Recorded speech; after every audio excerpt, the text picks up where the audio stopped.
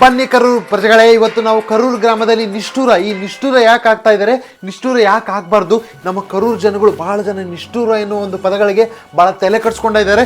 ಇಷ್ಟಕ್ಕೂ ಈ ನಿಷ್ಠೂರ ಅಂದ್ರೆ ಏನು, ನಿಷ್ಠೂರ ಯಾಕೆ ಆಗ್ಬೇಕು ಅಂದ್ಕೊಂಡಿದ್ದಾರೆ, ಯಾಕೆ ಆಗಬಾರ್ದು ಅಂದ್ಕೊಂಡಿದ್ದಾರೆ, ನಮ್ಮ ಈ ಕರೂರು ಗ್ರಾಮದ ಪ್ರಜೆಗಳ ಒಂದು ಅನಿಸಿಕೆಯನ್ನು ತಿಳ್ಕೊಳ್ಳೋಣ ಬನ್ನಿ. ನಮ್ಮೂರು ಹೆಂಗ್ ಹಾಳಾಗೋದ್ರು ನನಗೆ ಚಿಂತೆ ಇಲ್ಲ, ಯಾಕಂದ್ರೆ ನಾನು ಯಾರ ಜೊತೆ ನಿಷ್ಠೂರ ಆಗಂಗಿಲ್ಲ.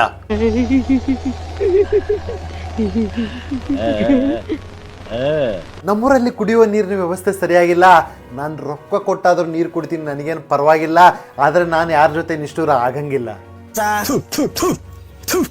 ನಾನು ಕಣ್ಣೆದ್ರಿಗೆ ಶೂಟ್ ಮಾಡಿ ಸಾಯಿಸ್ಬಿಡ್ತೀನಿ. ಇರಿಟೇಷನ್ ಕಣ್ರಿ, ಕಳ್ಸಿ. ನಮ್ಮೂರಾಗ ಚರಂಡಿ ವ್ಯವಸ್ಥೆ ಸರಿ ಇಲ್ದಂಗ ಎಲ್ಲರಿಗೆ ಡೆಂಗು ಮಲೇರಿಯಾ ಬಂದು ಹೋಗ್ತದಾರಂತ ಗೊತ್ತು, ಆದ್ರೂ ನಾನು ಇದ್ರ ಬಗ್ಗೆ ತಲೆ ಕೆಡ್ಸ್ಕೊಳಂಗಿಲ್ಲ, ಯಾಕಂದ್ರೆ ನಾನು ಯಾರ ಜೊತೆ ನಿಷ್ಠೂರ ಆಗಂಗಿಲ್ಲ.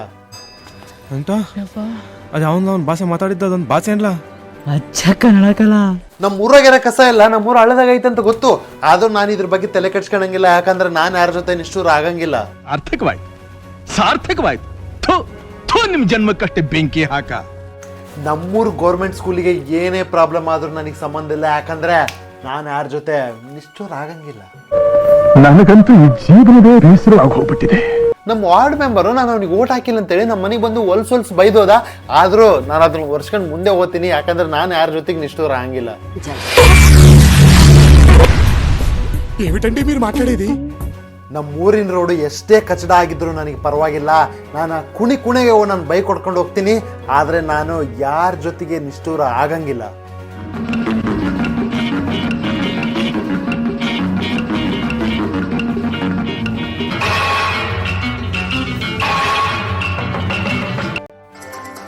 ನೋಡಿದ್ರಲ್ವಾ ಕರೂರು ಜನಗಳೇ, ಈ ನಿಷ್ಠೂರ ಎನ್ನುವ ಪದ ಎಷ್ಟು ಕಷ್ಟ ಅಂತ.